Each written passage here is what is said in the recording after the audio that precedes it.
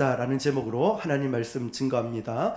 여러분 주일날은 우리 베드로 시리즈 기억하시죠? 수요일날은 제자 시리즈, 금요일은 성령 시리즈로 우리가 이렇게 나누어서 하나님 말씀을 전하는데요. 오늘 성령 시리즈 네 번째 시간으로 성령님의 임재는 이런 것이다.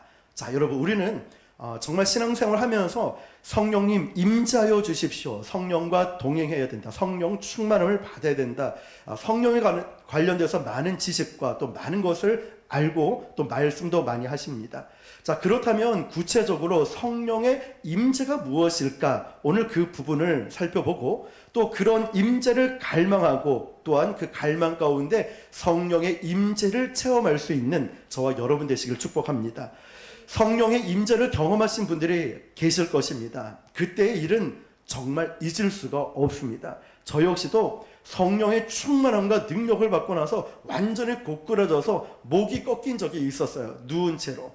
그때 담임 목사님께서 교만을 꺾는다 말씀하시면서 내버려 두라고 합니다. 저는 그때 숨이 막혀서 목도 아프고 힘든데 내버려 두래요. 소리가 다 들리더라고요. 성령께서 이 전도사의 교만을 꺾고 있는 거라고. 그런데 참 그때 기억을 잊지 못합니다. 목이 아플 때마다 교통사고도 났던 적도 있었지만 아플 때마다 성령께서 나의 교만을 꺾구나 이런 생각이 들죠. 성령의 임재를 우리 모두가 사모하는데요. 성령님이 어떤 분이신가를 알기 위해서는 요한복음에 보면 잘 기록이 되어 있고 성령께서 어떻게 역사하셨는가를 보려면 사도행전에 보면은 실제적인 역사들이 기록되어 있습니다. 오늘 말씀 보면 초대교회 성도들이 성령을 체험했는데요. 2절에 보니까 이런 표현이 있지요. 호련히 하늘로부터 급하고 강한 바람 같은 이라고 표현됐고 3절에는 마치 불의 혀처럼 갈라지는 것들이 그들에게 보여라고 합니다. 자, 어떤 것 같은 어떤 것처럼 보였다라는 것은 성령님은 무엇으로 정의할 수 있는 것이 아니라 성령님은 우리가 경험하는 것입니다. 성령의 역사를 체험하는 것이기 때문에 이것이 정확하게 성령님의 역사다라고 말을 할 수 없는 거예요. 왜냐하면 정의가 되는 것이 아니라 경험하고 체험하는 것이기 때문에 그래요. 그래서 저 역시도 성령을 체험하고 나면은 무엇이다, 무엇과 같다라는 이 표현이 되는 것이지 어떻게 딱히 정의하기가 쉽지가 않은 부분이죠. 왜냐하면 경험하는 것이기 때문에. 그런데 여러분 중요한 것이 있습니다. 오늘 기도할 때도 나누었던 것처럼 다른 사람이 성령을 경험하는 것보다 바로 내가 그 성령님을 체험하고 경험해야 되는 줄 믿습니다. 성령님을 만나야 체험해야 우리 삶의 능력이 나타납니다. 예수님이 떠난 다음에 제자들은 두려움 가운데 모였고 성령의 임재를 경험했을 때 성령의 임재가 곧 능력이었습니다. 그래서 예수님이 부활 승천하셨을 때 사도행전 1장 8절에 이렇게 제자들에게 말씀하시죠. 암송해 볼까요? 시작. 오직 성령이 너희에게 임하시면 너희가 권능을 받고 예루살렘과 온 유대와 사마리아와 땅끝까지 이르러 내 증인이 되리라 하시니라. 아멘. 전부 다 암송하고 계시네요. 네, 다 안 쳐다봤습니다. 혹시나 긴장하실까 봐. 그런데 여러분 성령이 임하시면 무엇을 받죠? 권능이라고 했어요. 이것은 어원이 다이너마이트라고 했습니다. 또 두나미스였죠. 폭발하는 능력이라는 거예요.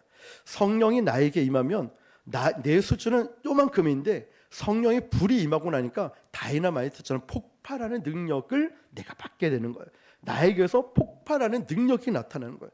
야, 집사님은 이럴 사람이 아닌데 어떻게 이렇게 가능해? 성령을 받으니까. 야, 저 청년은 이럴 사람이 아닌데 어쩜 이렇게 변했지? 성령 충만을 받으니까. 두나미스, 다이너마이트처럼 폭발하는 능력이 임하게 됩니다. 그런데 여러분, 오늘 우리가 이렇게 뜨겁게 기도하고 찬양하고 예배를 드리는데 간혹 이런 경우가 있어요. 기도회를 마치고 돌아가는 마음이 나는 왜 이렇게 공허할까라는 마음. 저 역시도 가끔 그런 경우가 있습니다. 나는 왜 이렇게 공허할까, 허전할까, 은혜를 받지 못할까. 그렇다면 다른 것을 점검하는 게 아니에요. 한번 내 자신을 돌아봐야 돼요. 나는 찬양을 어떻게 했고 기도를 어떻게 했고 말씀을 들을 때 나의 예배 태도는 어떻는가를 점검해 보며 성령께서 나에게 임재하셨는가를 먼저 점검을 해봐야 되는 것이죠. 자, 그렇다면 성령의 임재가 무엇이냐? 성령의 임재는 전적으로 성령님께 달려 있는 것입니다. 오늘 본문 4절을 같이 읽어볼까요? 시작. 그들이 다 성령의 충만함을 받고 성령이 말하게 하심을 따라 다른 언어들로 말하기를 시작하니라. 노란 글씨만 한 번 더요. 시작. 성령이 말하게 하심을 따라. 아멘. 여러분, 이들이 다 성령을 받았습니다. 베드레, 안드레, 야고보, 요한. 그런데 예를 들어서 베드로는 난 일본어로 말해, 야고보는 난 영어로 말할게, 나는 히브리어로 말할게 등등, 이렇게 자기가 좋아하는 것을 택해서 방언 은사를 받은 것이 아니었다는 거죠. 무엇을 따라요? 성령이 말하게 하심을 따라. 그러니까 주어가 누구냐면 성령님인 거예요.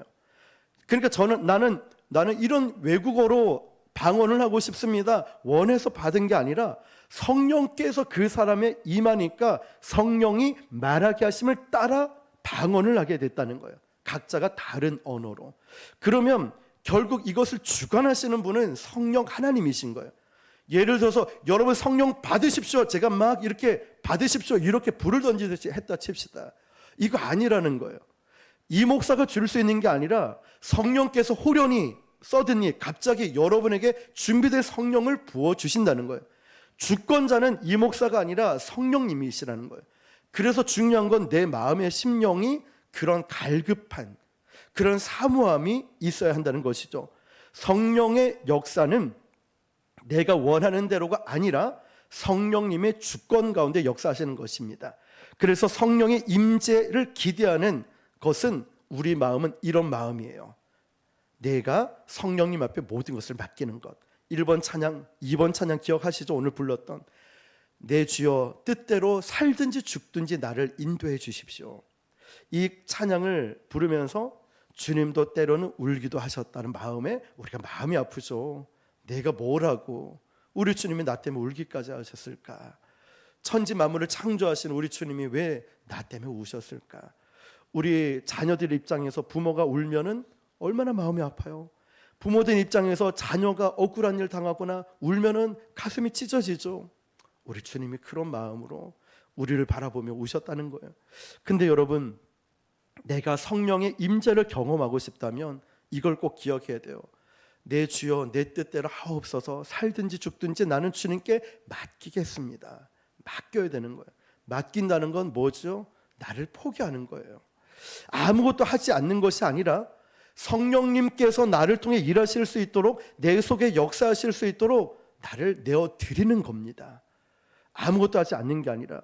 그러면 나를 내어드릴 때 성령께서 나를 이끌어 가시고 인도해 주시고 나에게 성령 충만함을 주시는 겁니다. 오늘 저와 여러분들이 우리 성령님께 여러분의 삶을 다 드리시길 축복합니다. 생각도 마음도 행동도 모든 것을 맡기시길 바랍니다.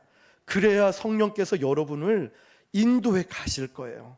우리가 바리새인처럼 사두개인처럼 그때 지난주 말씀드렸죠. 나사렛에서 무슨 선한 것이 나올 수 있겠느냐. 아니 그 지역은 상업도시이고 그 지역은 못 사는 동네, 그 시골에서 무슨 선한 것이 나올 수 있겠느냐. 그들의 지식이에요. 그들의 신학적 기준으로 꽉 잡혀 있으니 성령께서 역사하시지 않는 거예요.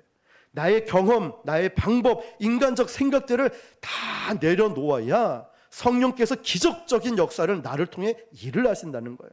여러분, 저도 그렇고 우리도 오늘 기도하실 때 또 말씀을 들을 때 내 삶을 주님 앞에 다 맡기는 저와 여러분 되시길 축복합니다. 사도행전 6장에 보면요, 제자들이 이제 성령을 받고 성령께서 역사하시니까 많은 일들을 감당하게 됐어요.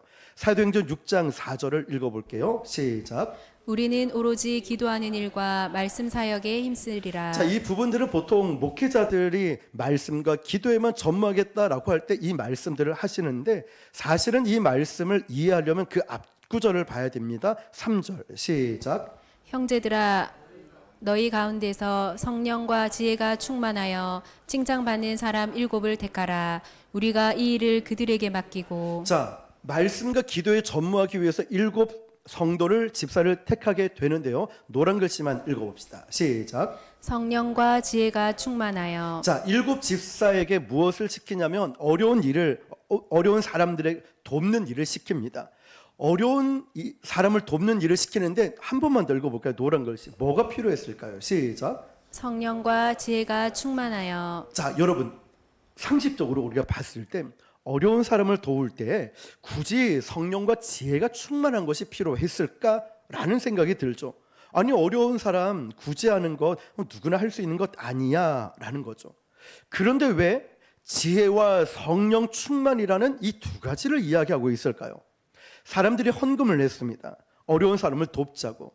그런데 아무리 지식이 있고 능력 있는 사람이 있다 할지라도 그들에게 지혜와 성령 충만함이 없다면 이기적이거나 잘못된다는 것을 알았다는 것입니다. 그래서 하나님은 주의 일을 할 때 우리에게 필요한 것은 지식이 아니라 지혜라고 하고 또한 성령 충만함이라고 말씀하고 있는 것입니다. 우리가 생각해 보면 한국 교회가 지금까지 올 수 있었던 건 우리 시대의 어머니, 우리 시대의 할머니, 그분들의 기도와 헌신으로 오늘날의 한국 교회가 있지 않습니까?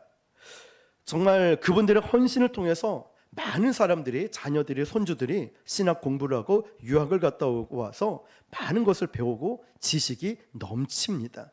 그런데 왜 지금 성령의 역사가 교회 안에 일어나지 않을까요? 세상의 지식으로 배울 수 없는 기도하는 어머니에서부터 나왔던 이 지혜가 없기 때문에 그래요. 한국 교회가 지금까지 올 수 있었던 건 지식이 아니라 지혜라는 것입니다. 그리고 성령 충만, 성령의 임재를 저도 우리도 경험하지 않으면 언제부턴가 지식적으로, 방법으로, 인간적 생각으로 결정을 하게 됩니다. 그렇게 결정하고 있는 일들이 우리에게 일어날 수도 있다는 거죠. 아무리 지식이 있다 할지라도요, 우리가 성령 충만이 없다면, 가슴에 불이 없으면 하나님의 능력이 나타나지 않아요. 가슴에 불, 성령의 임재가 없으면 능력이 나타나지 않아요. 그러면 성령이 우리 가운데 임재하시지 않으면 열정 또한 사라지게 됩니다. 잘 생각해 보세요. 여러분, 주님을 처음 만났을 때 마음이 어땠습니까? 굉장히 뜨거웠죠. 기쁨이 넘쳤죠. 평안이 넘치지 않았습니까? 여전히 문제는 그대로고 환경은 여전히 어려운데 주님 만나고 나니, 성령을 체험하고 나니 얼마나 뜨거워졌습니까? 그분의 열정은 말로 할 수 없었어요. 또한 여러분에게 하나님께서 사명을 주셨고 여러분을 불러주셨을 때 그 뜨거운 열정 있지 않았습니까? 그럼 지금은 어떻습니까? 여러분에게 그 열정이 있습니까? 주님을 처음 만났던 그때의 감격이 아직도 유효하십니까? 요한계시록에 보면 소아시아 7 교회가 나오는데 그 중에 라오디게아 교회가 있어요. 어떤 교회인지 아시죠? 요한계시록 3장 15, 16절에 이렇게 주님 말씀하셔요. 시작. 내가 내 행위를 아노니 내가 차지도 아니하고 뜨겁지도 아니하도다. 내가 차든지 뜨겁든지 하기를 원하노라. 내가 이같이 미지근하여 뜨겁지도 아니하고 차지도 아니하니 내 입에서 너를 토하여 버리리라. 아멘. 예수님이 지금 라오디게아 교회에게 뭐라고 얘기하냐면, 야, 너희들 차지도 않고 뜨겁지도 않고 미지근하니까 난 너를 쓰기가 힘들다. 자, 차든지 뜨겁든지 둘 중 하나 해라. 무슨 말일까요? 둘 중에 하나를 선택하라는 거예요. 자, 찹든지 뜨겁든지 말이죠. 왜냐하면 미지근하면 아예 그냥 너를 버릴 텐데, 너를 토하여 버릴 텐데, 너는 도대체 차지도 않고 뜨겁지도 않으니까 아예 쓸모가 없다라는 말이죠. 어쩌면 하나님께서 저에게, 우리에게 하시는 말씀은 아닐까요? 너 왜 이렇게 열정이 없어? 난 너를 사명자로 불렀는데, 넌 분명히 이 일을 할 수 있는 능력 있는 사명자로 불렀는데 왜 이렇게 열심을 내지 않아? 왜 자꾸 환경을 바라보고 왜 자꾸만 이러니? 분명히 교회의 공동체로 불렀고 하나님이 내가 너를 쓰기 원하는데 너는 이것도 아니고 도대체 저것도 아니고 차운 것도 아니고 뜨거운 것도 아니고 미지근하니까 난 널 쓸 수가 없구나. 내가 너를 토해버릴 수밖에 없구나 말씀하시는 거예요. 성령께서 우리 가운데 주도적으로 일하신다는 것, 여러분 한번 생각해 보십시오. 여러분의 마음이 뜨거웠을 때가 언제였을까요? 또한 나의 마음에 평안이 찾아왔을 때는 언제였을까요? 또 여러분 마음에 정말 물불 가리지 않을 만큼 주를 위해 온전히 살아가겠습니다라고 용기를 냈을 때는 언제였습니까? 우리 마음에 성령이 임했을 때예요. 성령이 임했을 때 주변에서 뭐라고 해도 상관없어요. 오직 주를 위해 살아가요. 성령이 임했을 때는요, 그 세상이 알 수도 줄 수도 없는 평안이 나에게 있었어요. 성령이 임했을 때 가장 내 마음이 뜨거웠고 평안하고 기쁨이 넘쳐났어요. 우리에게 열정이 있었을 때 바로 성령이 임했을 때죠. 사도 바울은 그의 영적 아들 디모데에게 디모데후서 1장 6절 7절에 이렇게 얘기합니다. 시작. 그러므로 내가 나의 안수함으로 내 속에 있는 하나님의 은사를 다시 부릴 듯하게 하기 위하여 너로 생각하게 하노니 하나님이 우리에게 주신 것은 두려워하는 마음이 아니요 오직 능력과 사랑과 절제하는 마음이니. 아멘. 자, 우리가 두려움 가운데 있을 때 성령의 임재와 능력을 체험하는 데선 그건 문제가 되는 게 아니에요. 그런데 여러분, 저도 우리도 열정 잃어버릴 수 있어요. 우리 기도 뜨겁게 하다가 식어질 수 있고 뜨겁게 예배하다가 식을 수 있어요. 주를 위해 살아가는 모든 것을 바쳤다가 베드로처럼 저도 우리 배신할 수 있어요. 누구나 다 그래요. 근데 여러분, 다시 내가 오늘 이 시간에 성령의 임재를 경험하고 정말 그 성령의 임재 가운데 붙들림 바 되면 우리는 다시 부릴 듯 일어날 수 있다는 거예요. 내 환경이 중요한 게 아니에요. 내가 지금 무엇을 하고 있느냐도 중요한 것이 아니라 처음 나누었던 말씀처럼 내가 주님 앞에 맡길 수 있을 때, 성령께서 나를 온전히 주관할 수 있을 때 우리의 열정과 우리의 마음이 다시 회복할 수 있고 하나님이 나를 쓰신다는 거예요. 그때 성령께서 우리에게 임하시면요, 하나님의 역사를 우리를 통해 써 내려가기 시작합니다. 하나님은 우리 교회를 저와 여러분 통해서 역사를 쓰고 계셔요. 지금 이 시대에 꼭 필요한 교회로, 좋은 교회를 넘어서서 지역사회에 필요한 교회로, 얼마나 많은 분들이 우리 교회 규모는 크지 않지만 여러분의 섬김, 헌신으로 부곡 순복음 교회가 세워져 나가는 걸 얼마나 주목해 보고 있는지 몰라요. 다른 교회 목사님 부부가 오늘 오셔서 우리 전도하는 현장에 돌아보고 도착해서 또 연락이 온 거예요. 너무 감사하다고. 이것은 저 혼자만의 할 수 있는 일이 아니라 우리 성도님들 그 눈물의 기도와 헌신이 있기 때문에 부곡 순복음 교회가 세워지고 있습니다라고 말씀드렸죠. 여러분, 하나님께서 저와 여러분을 만들어 가시고 역사를 써 내려가시는 건 나의 환경에, 과거의 어두움과 내 능력에 근거한 게 아닙니다. 오직 성령의 주권 가운데 그 역사가 일어나는 거예요. 내가 헌금을 많이 했냐, 봉사를 많이 했냐, 내 능력이 있냐 없냐, 과거가 어떠하냐, 이게 중요한 게 아니에요. 성령의 주권 가운데 지금 여러분들을 쓰고 계시는 거예요. 이 기도의 자리에서 기도의 불을 붙이게, 찬양을 하면서 뜨겁게 하는 여러분의 모습을 통하여 다른 성도들도 막 전이가 됐죠. 저도 여러분 보면서 뜨거워서 마음이 뜨거워졌으니 말이죠. 성령께서 우리의 삶의 역사를 성령의 주권 가운데 써내려 가시는 거예요. 성령의 임재는 우리 가슴을 뜨겁게 합니다. 왜냐하면 성령께서 우리의 열정을 가지고 그 역사를 써내려갈 것을 기대하시기 때문에 오늘 우리가 드리는 예배, 또한 앞으로 드려질 예배가 이제 형식과 어떤 지식적인 것에 빠지는 것이 아니라 우리 모두에게 임하시는 성령, 그리고 개별적으로 임재하시는 그 성령의 역사를 우리 모두가 경험하게 될 줄 믿습니다.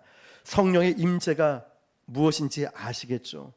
우리에게 한없이 부어주시는 하나님의 은혜와 능력과 사랑입니다.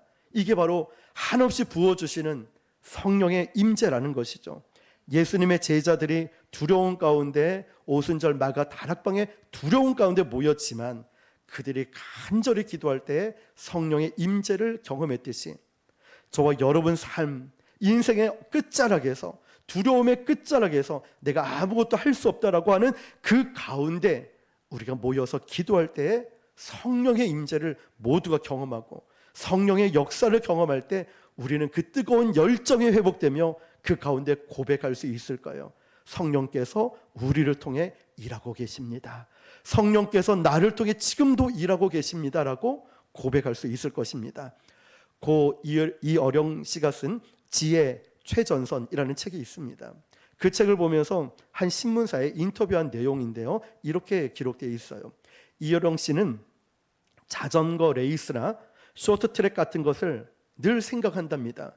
1등, 2등, 3등, 4등 순위가 바뀌는 것은 직선이 아니라 곡선이라고 말을 합니다.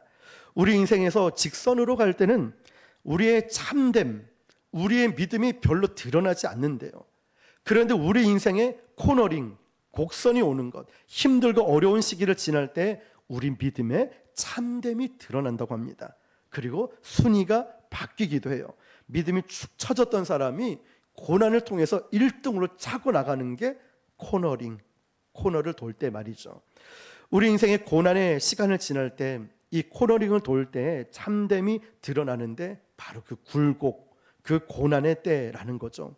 그런데 참 신기한 것은요, 우리가 평탄하게 살아갈 때는 하나님의 부르심이 별로 잘 보이지가 않고 느껴지지 않아요. 하나님의 음성도 잘 들리지가 않아요. 문제가 없을 때. 그런데 내 인생에 굴곡에 들어가면 하나님의 부르심이 무엇인지 절실하게 느껴지고, 하나님이 나를 사랑하신다는 것, 나를 주관하고 계신다는 것 뿐만 아니라 나를 결단하게 만듭니다. 기도해야지, 새벽기도 와야지, 아니면 헌신해야지, 더 간절히 예배해야지. 이런 결단이 바로 그 코너링, 인생의 굴곡이 올 때 결단하게 된다는 것이죠. 오늘 저와 여러분들이 우리 성령님 임재, 지식이 아니라 오늘 우리 가운데 임재하신 성령님을 충만히 경험할 수 있길 바라고, 오늘 기도할 때 여러분에게 성령의 불같은 역사가 일어날 줄 믿습니다. 그 뜨거운 열정으로 주님 바라보고 맡긴 사명 잘 감당하시는 저와 여러분 되시기를 주님의 이름으로 축원합니다.